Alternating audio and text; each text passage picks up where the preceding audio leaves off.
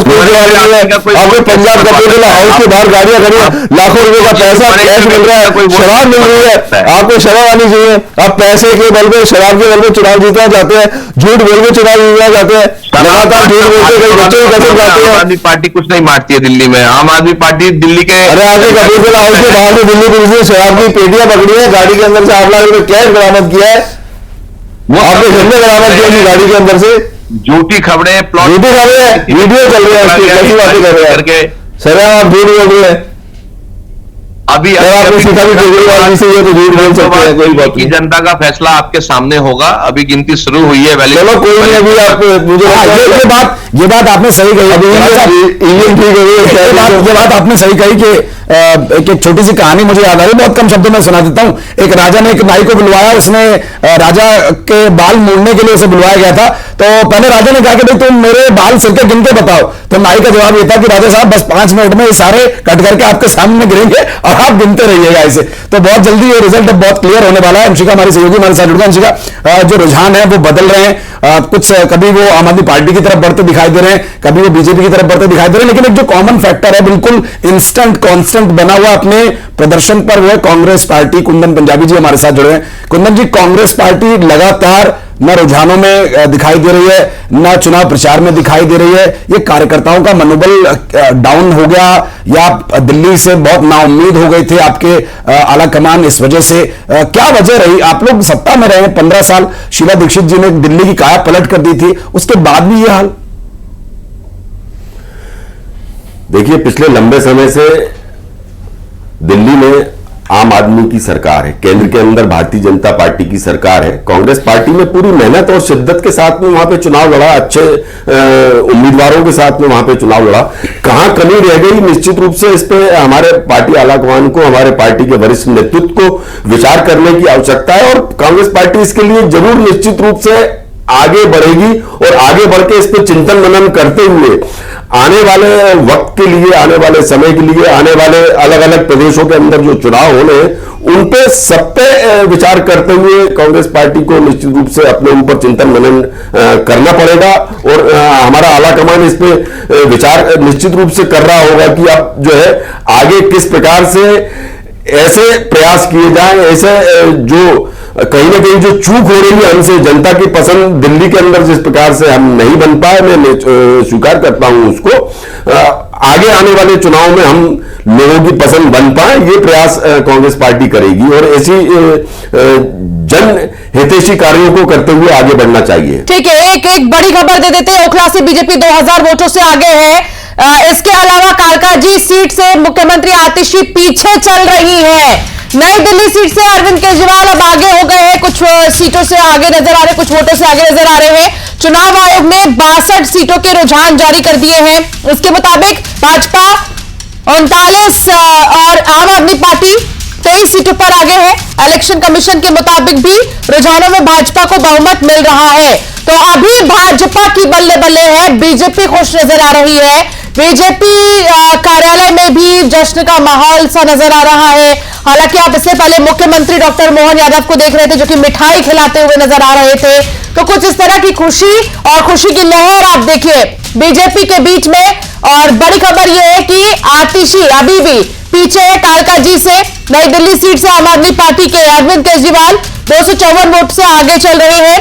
पहले केजरीवाल पीछे चल रहे थे। कालकाजी सीट से आतिशी अभी भी पीछे चल रही है। जंगपुरा से मनीष सिसोदिया और पटपरगंज से अवध ओझा आगे चल रहे हैं, पहले ये पीछे चल रहे थे। तो अभी जो रुझान आ रहे हैं उनमें ये जो 3 प्रमुख चेहरे जिनका जिक्र हम कर रहे हैं, अरविंद केजरीवाल, मनीष सिसोदिया और आतिशी, इनमें अब अरविंद केजरीवाल जो है वो 254 वोट से आगे चल रहे हैं। अभी और बदलाव होना बाकी है। और एक बड़ी अपडेट अंशिका, जो सबसे बड़ी मैं कहता हूं कि अब तक सबसे बड़ा अपडेट जो है वो मुस्तफाबाद विधानसभा सीट से आ रहा है। इतना बड़ा अंतर अभी तक किसी भी विधानसभा सीट पर नहीं देखने को मिला।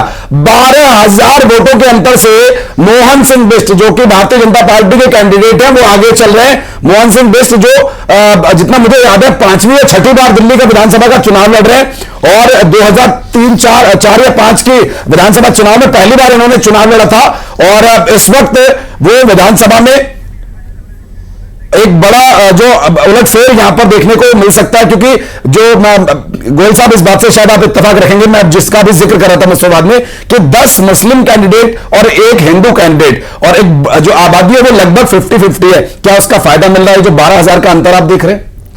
बिल्कुल निश्चित रूप से लाभ मिल रहा है। और मोहन सिंह बिस्किट हमने देखा भी था कि किस तरीके से प्रधानमंत्री के पैर छुए उन्होंने स्टेज के ऊपर, फिर प्रधानमंत्री ने पलट के 3 बार उनको प्रणाम किया। तो एक हाईलाइटेड चेहरा है भाजपा का और अच्छे कार्यकर्ता, अच्छे नेता है और अपने क्षेत्र में काफी जाने माने उनका नाम है, काफी वो लोगों की सहायता करते हैं। और जो ध्रुवीकरण जो कांग्रेस और आम आदमी पार्टी जो करते थे, और उसमें बीच में जब AIMI का जो ओवैसी साहब यहाँ आए और उस तरीके से जो वोट का बंटवारा और मुस्लिम वोटों का, उसका एज जो है वो स्पष्ट रूप से भाजपा को मिलता हुआ नजर आ रहा है। बिल्कुल, हैदराबादी बिरयानी दिल्ली में पक नहीं पाई और दिल्ली में चांदनी चौक और बल्ली मारान के जायके आम आदमी का रायता फैला गए। बिल्कुल, और ये जो जायका है राजनीति का, देखिए किसका स्वाद बिगाड़ेगा और किसको इस स्वाद का आनंद लेने को मिलेगा। अंशिका, ये एक बहुत बड़ा विषय रहेगा। लेकिन जो अंतर अंशिका हम देख रहे थे, अब तक सीटों पर बहुत कम अंतर रहा, कोई 10 वोट से आगे चल रहा है, कोई 15 वोट से पीछे हो जाता है। लेकिन मुस्तफाबाद सीट पर जो है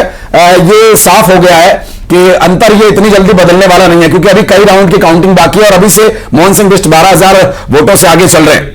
बिल्कुल, और देखिए ये जो मुस्तफाबाद है वो काफी चर्चाओं में रहा था, लेकिन बावजूद इसके एक बड़ी खबर ये आ रही है कि मुस्लिम बाहुल्य क्षेत्र में बीजेपी के कैंडिडेट जो है आगे नजर आ रहे हैं। उससे भी बड़ी बात यह है कि इलेक्शन कमीशन की तरफ से जो रुझान जारी हुए हैं उनमें बीजेपी ने बहुमत के आंकड़ों को पार कर दिया है। इससे आप समझिए कि इस वक्त जो सियासी हलचल है वो राजधानी में कितनी तेज है। भाजपा नेता बिदुड़ी का भी बयान आया, उन्होंने कहा कि जो भी हो बीजेपी ही आएगी, किसी भी स्थिति में बीजेपी ही आएगी और सरकार हमारी ही बनेगी।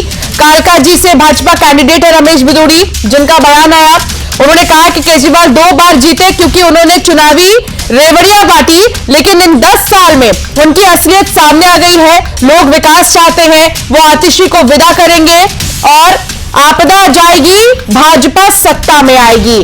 तो ये बड़ी बात जो है रमेश बिदुड़ी की तरफ से की जा रही है, जो कि अभी संभावित हम कह सकते हैं कि क्योंकि लगातार बीजेपी रुझानों में आगे नजर आ रही है। तो सीएम कैंडिडेट्स में 3 प्रमुख चेहरे जो बहुत ज्यादा रेस में नजर आ रहे हैं, उनमें से एक रमेश बिदुड़ी भी है। तो उनका ये बयान कई मायनों में अहम हो जाता है।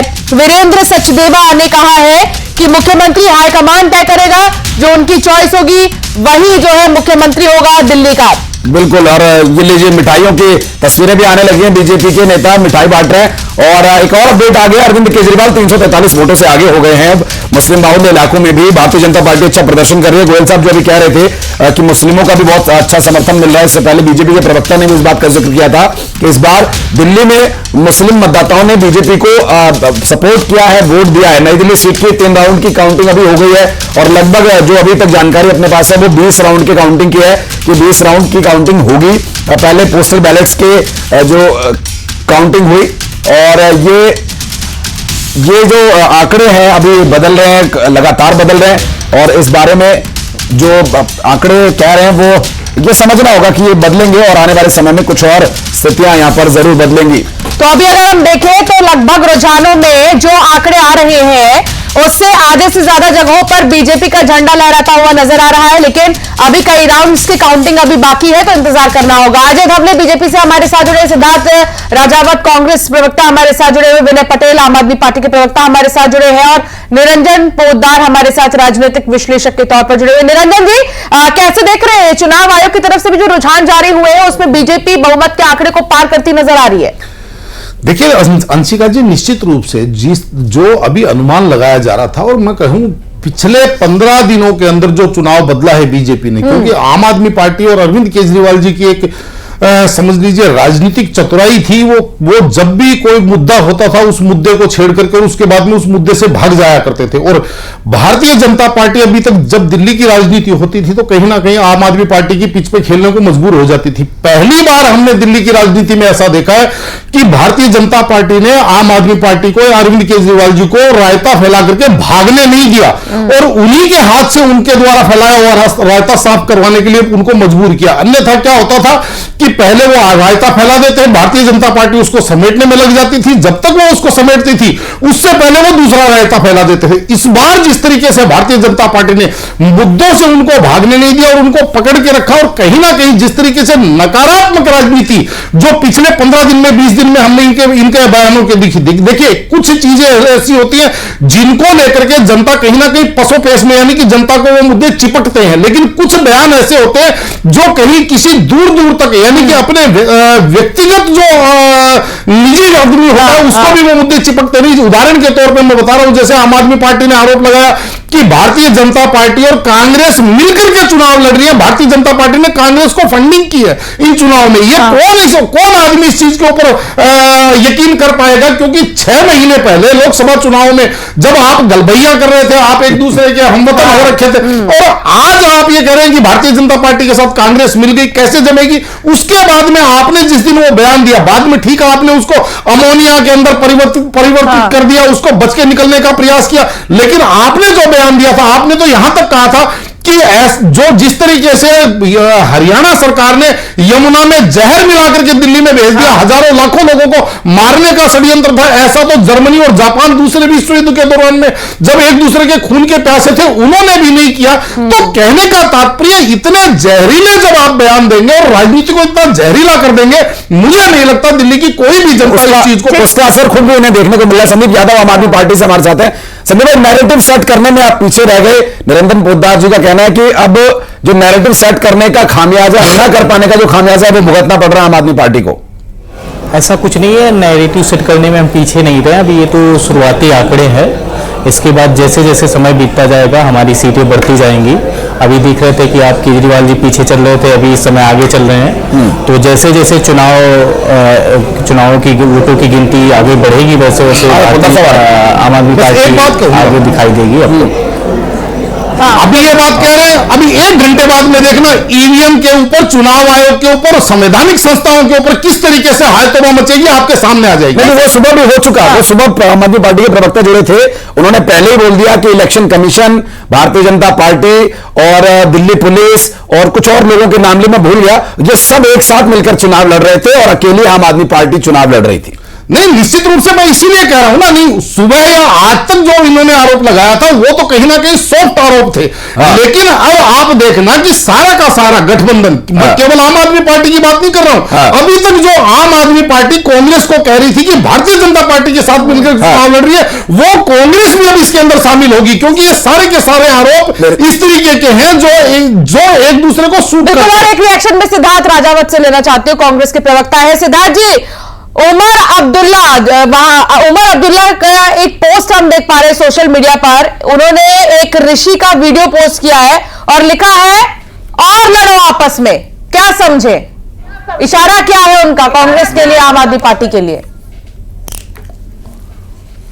देखिए, ये उमर अब्दुल्ला जी ने जो भी पोस्ट किया है उसका मेरे को संज्ञान नहीं है, पर हाँ कुल मिलाकर ये है कि हमने करीब 15 साल दिल्ली पे माननीय स्वर्गीय शीला दीक्षित जी के नेतृत्व में हमने दिल्ली पे राज किया है और कांग्रेस की सरकार रही है। और ये इस समय बड़ा निंदनीय और सोचने का समय है कांग्रेस पार्टी के लिए। देखिए, हमारे पास खोने के लिए कुछ नहीं था, पाने के लिए बहुत कुछ था, और कांग्रेस पार्टी के प्रत्येक कार्यकर्ता, प्रत्येक नेता, प्रत्येक हमारा जो शीर्ष नेतृत्व है, सबने मिलकर एकजुट होकर एक कैडर के हिसाब से पूरी एक लड़ाई लड़ी थी। पर अब इसमें कहां पे क्या चूक हुई है, ये हमारे लिए चिंतन और मंथन की बात है। हम सर्वप्रथम हमारी पार्टी संवैधानिक तरीके से पूरी जो प्रक्रिया होती है उसके तहत हमारी पूरी जो CWC की मीटिंग होगी उसमें ये चीज रखी जाएगी कि क्या क्या कमियां रही, किस कारण से हम दिल्ली पे पुनः विजय प्राप्त नहीं कर पाए। हर चुनाव के बाद कमियों को आप जो है चर्चा करते हैं, कमियों पर आप लोग, लेकिन सवाल ये है कि इतनी चर्चा के बाद भी कहीं ना कहीं लीडरशिप पर बात आ जाती है कि मजबूत लीडरशिप नहीं है। नहीं, देखिए, लीडरशिप की कोई बात नहीं है, दिल्ली के अंदर लीडरशिप हमारी मजबूत है। आपने देखा संदीप दीक्षित जी कितने अच्छी तरीके से चुनाव लड़े। अब तक 742 वोट मिले संदीप दीक्षित को। रागिनी नाइक जी लड़ी हैं। अब तक 742 वोट काउंट हुए संदीप दीक्षित के साथ, 3 राउंड की काउंटिंग हो चुकी है टोटल। तीसरे नंबर पर तीसरे नंबर पर।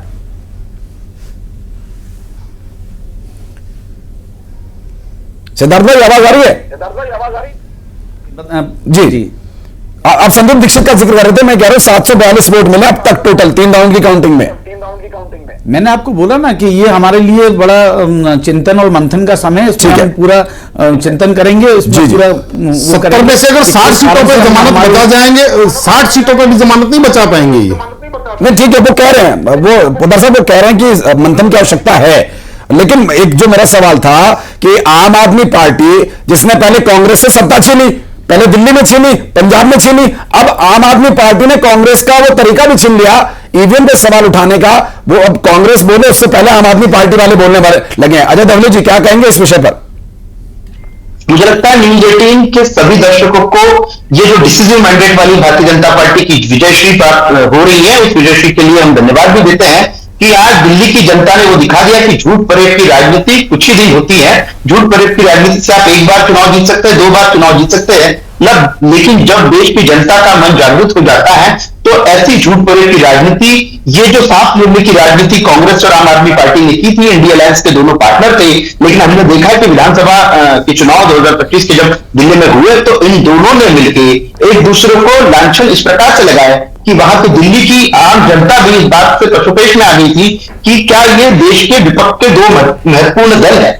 आज भारतीय जनता पार्टी ने अपनी जनाकांक्षाओं को सम्मान करने वाली नीतियां, जनहित की राजनीति से वो मुकाम हासिल किया है, वो समर्थन हासिल किया है, और उस समर्थन का परिचायक हम जो ईवीएम खुल रही है, जो परिणाम हम सबके समक्ष आए वो देख रहे हैं। भारतीय जनता पार्टी इसलिए भी दिल्ली की जनता को धन्यवाद देती है कि आम आदमी पार्टी को जिस प्रकार की राजनीति आम आदमी पार्टी ने देश में शुरू की थी, और मुझे लगता है न्यूज 18 ने इस बात को बहुत बार दिखाया कि सेंसेशन फैलाने वाली राजनीति के बहुत अधिक दिन नहीं होते, लेकिन सेंसेशन और भ्रम फैलाने वाली राजनीति से देश की जनता को भ्रमित एक बार किया जा सकता है, लेकिन जब जनता जाग जाएगी तो निश्चित रूप से आज जो परिणाम हम आपके चैनल के इन्फो में देख रहे हैं, निश्चित रूप से इस प्रकार के ही परिणाम आएंगे। अब धीरे धीरे रुझान बदल रहे हैं, धीरे धीरे रुझान बदल रहे हैं कांटे की टक्कर की ओर, आम आदमी पार्टी और बीजेपी। देखिए क्योंकि ज्यादा डिफरेंस नहीं नजर आ रहा, आम आदमी पार्टी और बीजेपी में कांटे की टक्कर है। रुझानों में दिल्ली में रुझान बदलने लगे हैं, आम आदमी पार्टी 30 सीट से आगे तो बीजेपी 40, कुछ भी हो सकता है। हालांकि एग्जिट पोल्स में 11 से 12 एग्जिट पोल्स ऐसे थे जहां